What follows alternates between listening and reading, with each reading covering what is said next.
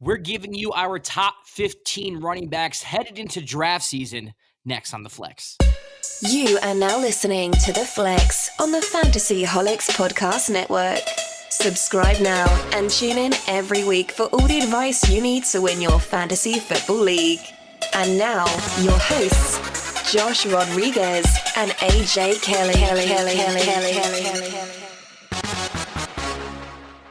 What's going on, everybody? Welcome to The Flex presented by Fantasy Holics, your new go-to podcast for redraft leagues. Like I said on the opening, today we give you our top 15 running backs headed into draft season. But before that, got to let you know to follow Fantasy Holics on Facebook. Type in Fantasy Holics in the search bar. We should come up. Twitter at FantasyHolics1 and Instagram and TikTok at FantasyHolics Podcast, where you can find clips and quote cards and assets from all of your favorite shows on the Fantasy Holics Podcast Network. It's not just us. We have the Fat Boys Dynasty Podcast for all your dynasty needs. Seth Berger hosts DWF, which stands for Defense Wins Fantasy for IDP leagues. We have more shows coming up. We started doing live mock drafts on our YouTube channel. So type in Fantasy Holics Podcast Network on YouTube. You will find us there. We also broadcast it live on Facebook. So if you're a part of the Facebook channel, look out for those live mock drafts. We're doing a lot this season in Fantasy Holics. Also, if you're listening on Apple, on Spotify, give the show 5 stars, leave a review, all that good stuff. As usual, AJ Kelly joins me. AJ, what's going on, man? How are you? Josh, I'm great. How are you? 1 week closer to fantasy football season. Can't wait, man. It's coming up. It's coming up. Paying those league dues. Still paying those league dues. Me and AJ not paying basketball league dues, not paying fantasy basketball league dues, Ed. So you can stop asking us right now. It is not basketball season. It is fantasy football season. Basketball season just ended. We just got out of those leagues. We're getting into the football leagues now. All right. Well, as promised, AJ and I are actually going to give you our separate list. We did our top 10 undervalued, overvalued together. We combined our lists, but we're going to, split it up today and give you our top 15. Before we do that, though, it is the running back position. I just want to get your thoughts, AJ, on the importance of the running back position. With PPR leagues being more popular now, which seems to be the norm, a lot of people have strayed away from building their team around running backs. You do have the zero running back strategy that some people implement. For you, is the running back position still the most important position in fantasy football? And do you build your team around the running back position? Short answer, yes. I think it's definitely the most important position because the scarcity of it. I think that's what it is for me.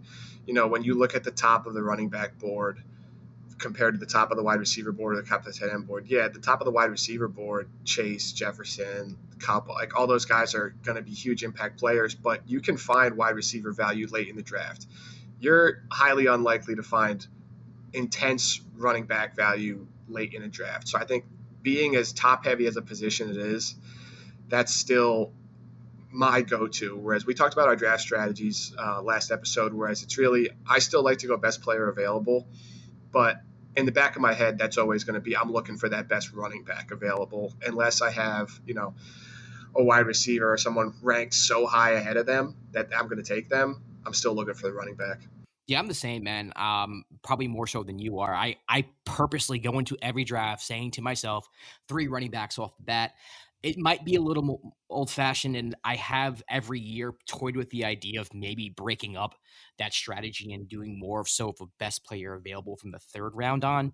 But to me, I still think it's very important to start your team with 2 solid running backs. I think if you have an RB1 and an RB2 that are better than everyone else's RB1 and RB2, like you immediately have an advantage over anybody. I don't care what the other wide receivers look like on the other person's team. That's just me personally. Running backs by committees and these new offenses, maybe they're not as valuable as they used to be in the past. I think you could make that argument, but I still think that it is by far the most important position in fantasy football. And I would advise anybody to draft a running back in the 1st round. Obviously, there are some exceptions, but that's how I think it's the most important position by far. Knowing how you draft, if I'm in a draft with you and you're the 1st overall pick and I'm the 2nd overall pick, if we're coming back at the 2-3 turn and I'm debating a wide receiver in the 2nd round, I'm without doubt taking a running back because I know that wide receiver is making it back to me. Know who you're drafting against, ladies and gentlemen. That's just as important. Knowing who you're drafting against. All right, so let's get into it, AJ. We got our top 15 running backs to go into the draft season. As of July 14th, this can change. This will change. AJ and I are probably going to do some type of segment next month. We might flip these around. There's camps and there's preseason and things happen and there's injuries. So let's do 15 to 10. This is not the top 10. This is like before the elite. This is your RB2s. I'll start with you, AJ. Give me number 15. All right, so number 15, this is actually one I struggle with. I think there's three guys right there that are the same category for me that are kind of equal with one. So it's hard to get one in the 15 slot here, but I'm going with Saquon Barkley.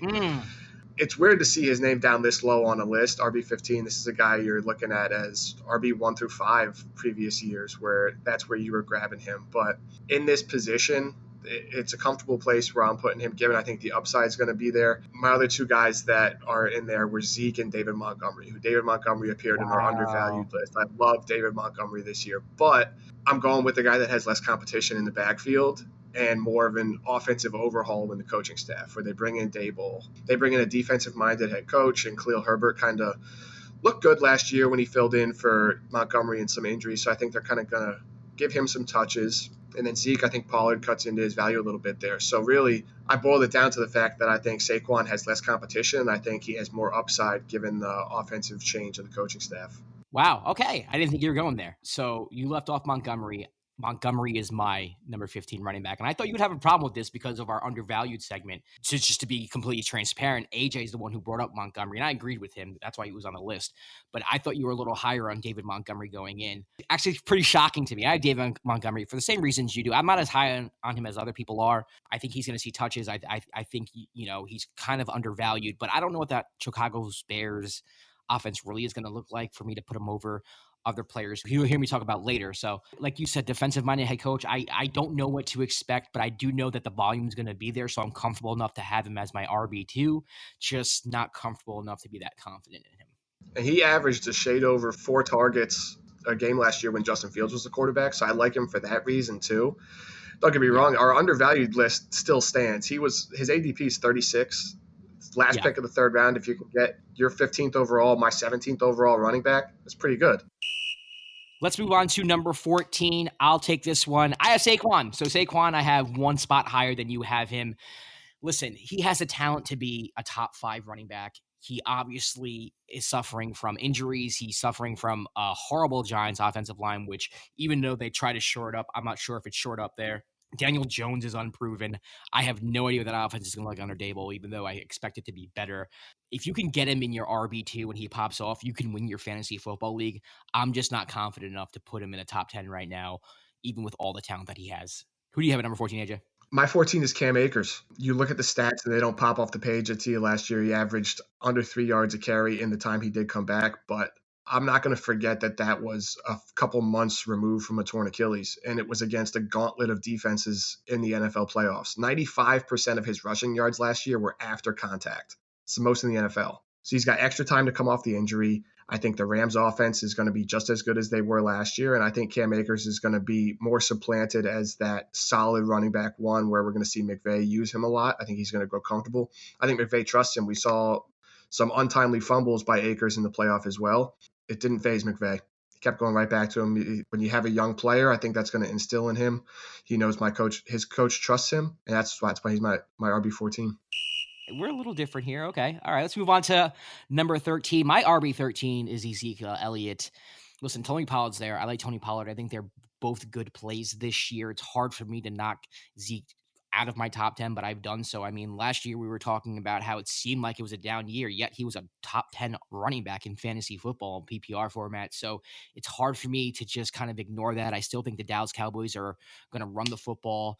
I still think that's what they should be doing. I don't think they're going to let Dak, throw the ball 50 times a game, even though there have been instances where they have done that. I still think they'll keep it on the ground. Pollard's going to get his touches, but the goal line back there, the person with the most opportunity to see pay dirt, is going to be Zeke. Even if he gets you like 70 yards in a game, I still think he gets you a touchdown, maybe 2 in a game. It's hard for me to move him out the top 15. Yeah, that's why I struggled so much with really who to put at 15, because Zeke was one of those guys that was right there. I think him and Pollard can coexist.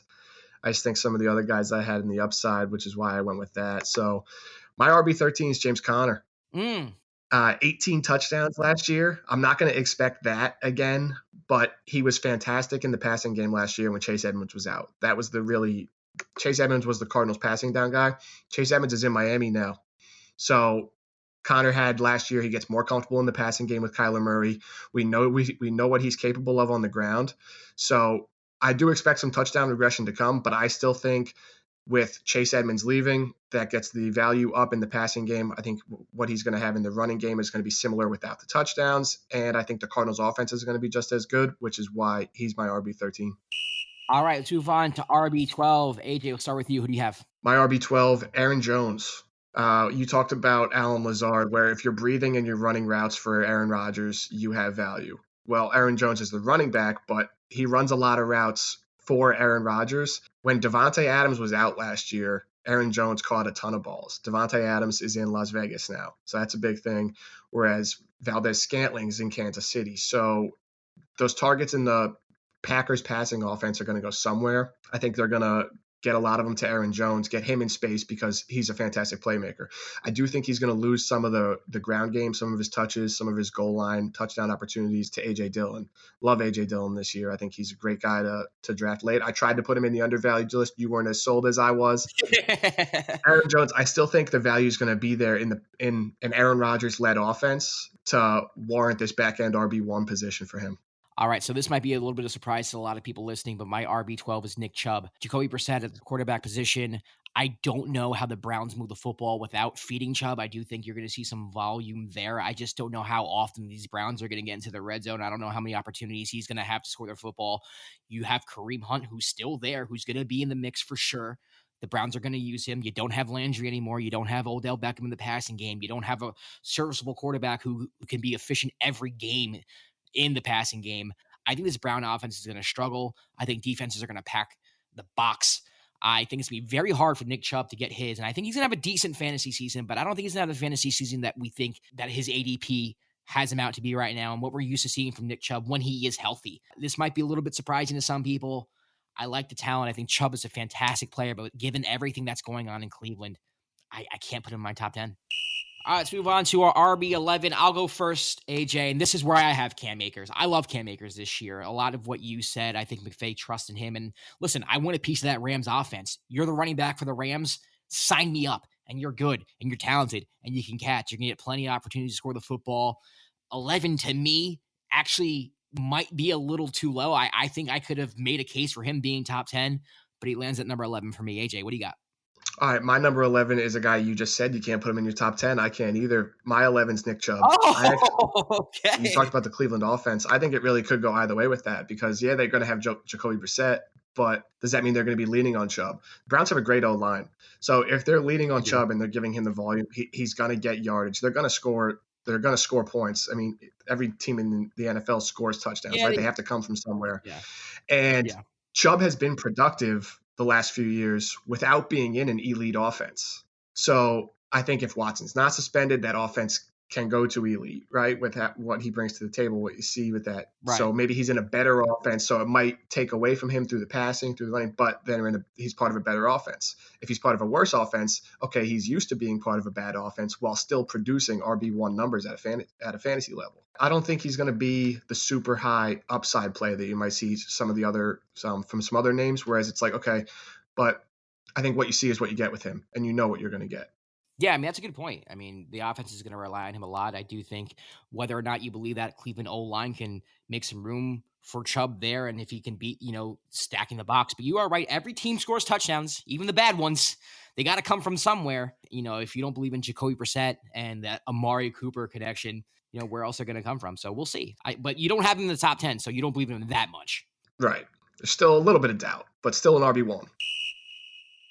All right, let's move into our top 10 finally. Now, this is a tier where I guess this is sort of elite, right? This is RB1 status. AJ, what I want you to do, instead of going back and forth, give me your 10 through 6, and then we'll do our top 5 after that. All right, into the top 10. My RB10, Lombardi, Lenny Fournette, Tom Brady-led offense, 13 games last year, over 800 yards, 8 touchdowns. I think he's going to have a better opportunity for more touchdowns with Gronk gone. At number 9, I got Javonte Williams. He was a RB15 as a rookie with a split workload, and I think the Broncos bring in this coaching staff now that is going to see what they have in him and give him more touches. At 8, I have DeAndre Swift. Was a top 10 running back last year through 10 games before his injury. I expect to see him return to that and lead the Detroit Lions offense. Number 7, Joe Mixon. What's not to like? 1,200 yards, 13 touchdowns last year. Bengals offense exploded. They're going to be just as good again this year. 6, Dalvin Cook. Offensive-minded coaching staff change into Minnesota. I still think he's going to be a workhorse. 6 touchdowns last year in 13 games, where we're used to seeing him get into double digits touchdowns, at least 10, 11, 12. I think he gets back to that this year. All right, so we got a different top 10 here, man. This is where things get interesting. So at number 10, I have James Conner. I am sold on his role with that team. I think, they're going to score points. The Arizona Cardinals are going to score points. They used James Conner in the passing game last year. I think that continues this year. No Chase Edmonds. I think he sees more touches. I think he's clearly the main guy in that backfield. I think he's good for a touchdown a game. Honestly, I think 10 might be a little downplaying it a little bit. I'm very high on James Conner this year. In at number 9, I got Christian McCaffrey. Listen, I don't trust him anymore. I don't. And I know you can't necessarily predict injuries, but I'm predicting injuries of Christian McCaffrey. They used him way too much for years. I think he's pretty fragile. Baker Mayfield comes in. I think that boosts his value just a little bit, but I just don't trust him. He's somebody who I'm fading in all drafts just because his ADP is very high.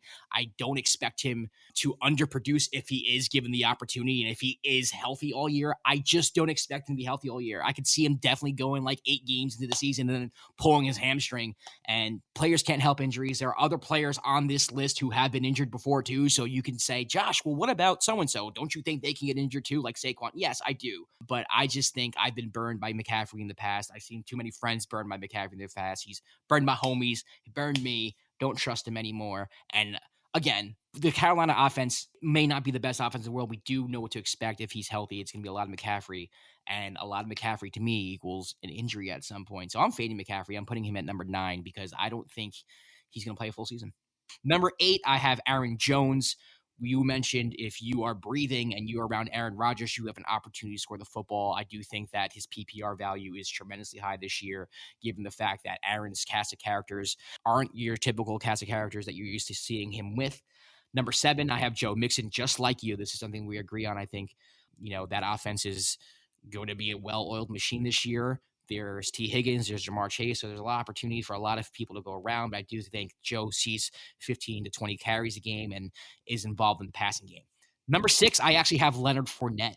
To me, he's slept on. Last year he was one of the better running backs in fantasy football. Tom Brady's the quarterback. I still think Tom has a lot going on there. I know they drafted somebody to be his backup. Ronald Jones is now in Kansas City, but to me, he's still the main guy there, and I think, with the amount of times that you're going to see the Bucs in the red zone, I mean, you could make the case that he too is in discussion for having a touchdown a game, and I expect him to have a monster year this year.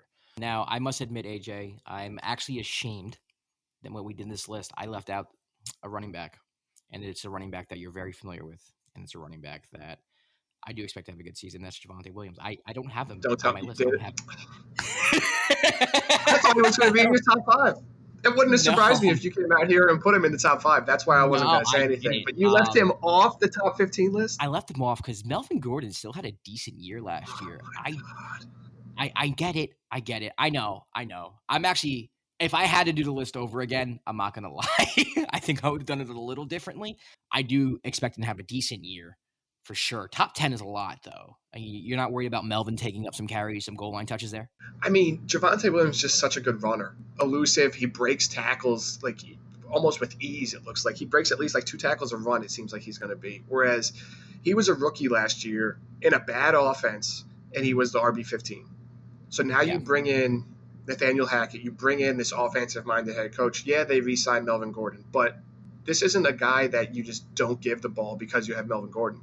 We know what Melvin Gordon's going to give us. Melvin Gordon had a good year last year. He was probably a good steal late in some drafts where you're going to get production at him into your RB2, into your flex spot. But Javonte Williams is the guy.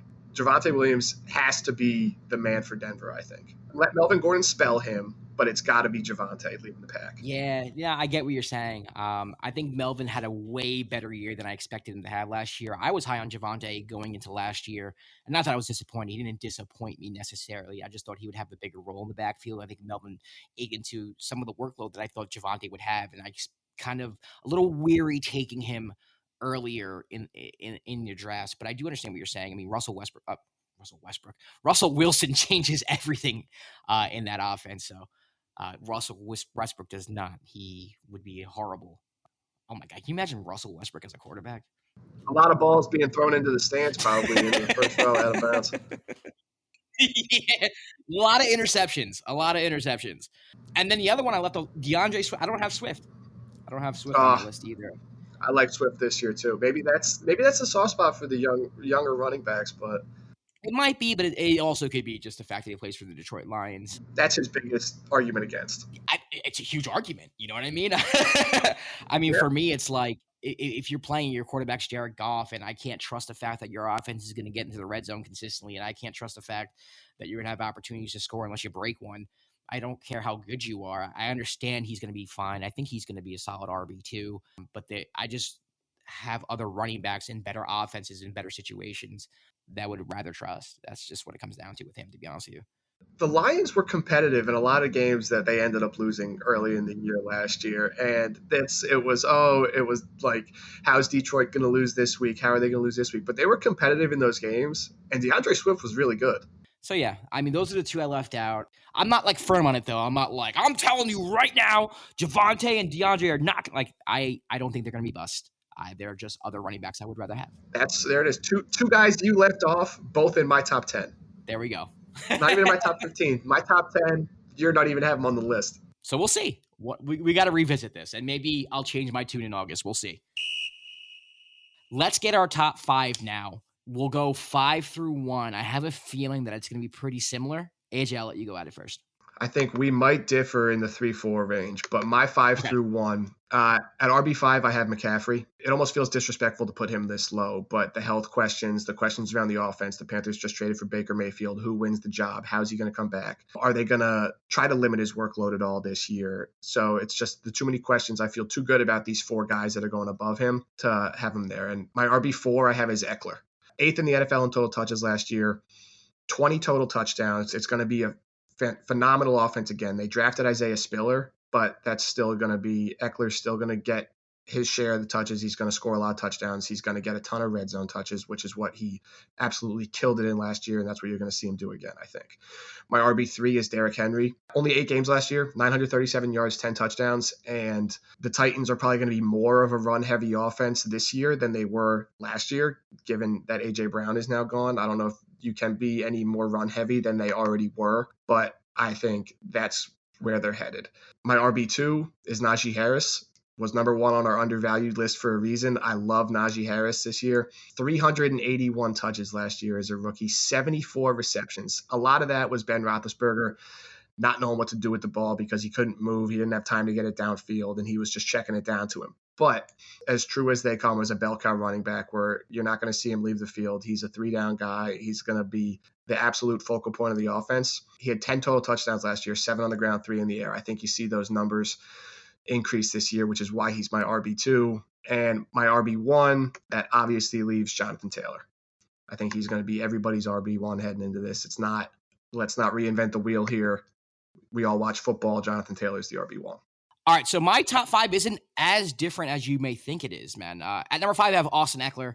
He's somebody who I'm very high on from the standpoint of the fact that he plays for the Chargers and Justin Herbert's a quarterback, and he's going to see a lot of targets. I do think Isaiah Spiller does relieve him here and there. I do think he gets less touches than he saw last year, and he's a small running back, man. I'm a little worried. I have him at 5 because he does produce, and he's a dual threat, and he can do a lot, and that offense is just really freaking good.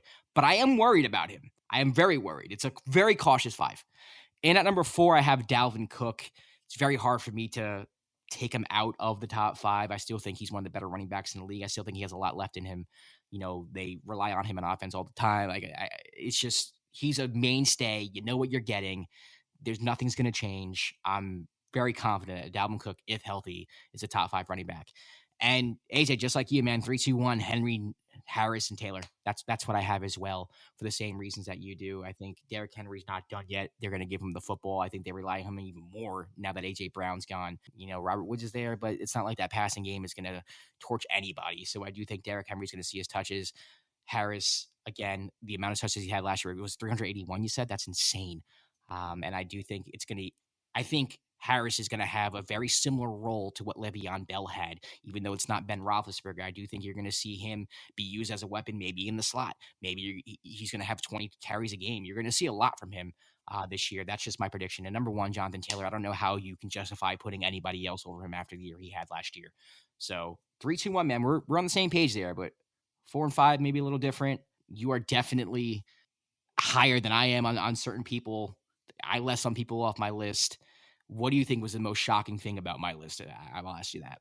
Most shocking thing about your list, I would probably say Javonte Williams and DeAndre Swift. I think both those two guys, that's running backs don't have the shelf life that other positional players do. Whereas, like you said, Derrick Henry has some left in the tank. Yeah, but once you start to creep up in age, you start to move down a list at running back. Now, not necessarily reflective of there's old running backs on our list, but I think when you're young is when your opportunity is at the running back position. And that's what DeAndre Swift and Javonte Williams are going to be afforded them here, where I think they should. DeAndre Swift should be a workhorse and should be a workhorse in Detroit, and Javonte Williams should have a great offense in Denver. And I just think they boost both the values of those guys, so they increase the production that you saw last year. I think to have them both out of the top 15, not too risk averse on your side. You saw your guys and you like them. That's what it is, man. It's really not even like a knock on them. I think they're talented. I think they're going to be fine. And it's not a take where I'm just like, stay away. Like that's not what I'm saying. I don't think anything surprised me on yours. I'll be honest with you. I like your list. I do. I don't think it's like standard or by the book, and I respect that. And I think your logic is sound for every single one of them. I wish I could like poke holes at what you said, but I can't. I think it's solid. I think Najee Harris at 2 on both of ours is probably the biggest surprise for the two of us. And we just happen to be on the same page with him. Yeah, I think listeners, when they hear this back, that's one of the things that they will take note of for sure. And then me leaving Williams and Swift out, and we're going to get a couple comments that I shouldn't be hosting a fantasy football podcast. All right, so that does it for our top 15 running backs headed into draft season. It is July 14th, like I said, so this list can change. We'll probably do another episode. We're going to ask you what you think, what your top 15 going into the season is, going into draft season is. You can pick me apart for not putting Javonte and putting Swift on there. I understand that that's coming. I'm ready for it. I'm prepared. Next week, we'll be doing wide receivers, so look out for that as well. AJ, any last words? Said it in the beginning, I'll say it again in our running backs episode. It's a passing league, but running backs are still the premium in fantasy football, if you ask me. Absolutely is. Now, if you want to follow Fantasy Holics, you can on Facebook. Just type in Fantasy Holics in the search bar. On Twitter at Fantasy Holics 1. You can follow the podcast network on TikTok and on Instagram at Fantasy Holic Podcast. Listen, if you are not subscribed to the podcast network, please do so. Just hit the subscribe button. Make sure you give it 5 stars and leave a comment or review. We are not the only podcast. So if we're not, your cup of tea, we have the Fat Boys Dynasty podcast, and we have Defense Wins Fantasy. One's an IDP podcast, one's a Dynasty podcast. So yeah, enjoy the Fantasy Holics Podcast Network. Leave us a review, all that good stuff. For AJ Kelly, I'm Josh Rodriguez. We'll see you next week for another episode of The Flex.